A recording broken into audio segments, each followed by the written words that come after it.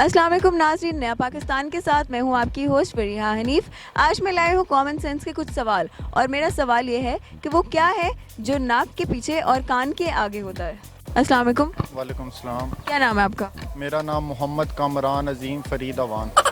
ये आपके बहन भाइयों के नाम भी साथ लगे हुए हैं? मेरे नाम है, टोटल मेरे नाम है। बहुत लंबा नाम है माशाल्लाह। बस यार अल्लाह की देन है। वैसे आपका नाम कौन सा है? मेरा नाम अजीम है।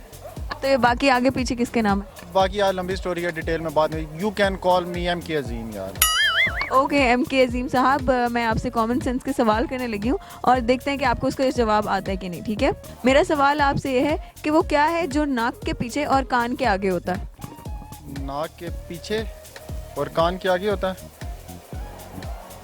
ये नाक के पीछे कान के आगे, बस ये मुंह की तरफ ही है या पूरी बॉडी में से?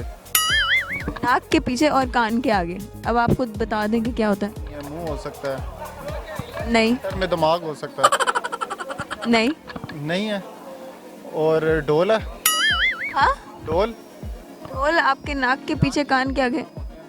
एयर ड्रम की बात करें? नहीं, वो भी नहीं है। और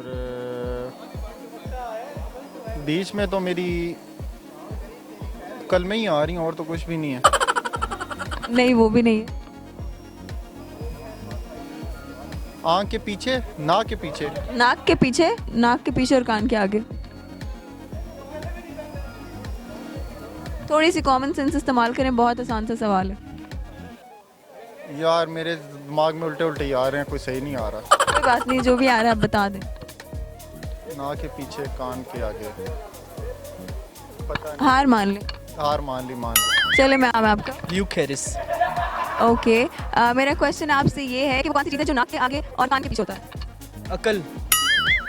नहीं, फेल हो गए आप। लगता है पेपर में चीटिंग करके पास होते हैं। और हमारे सवाल का जवाब है नून।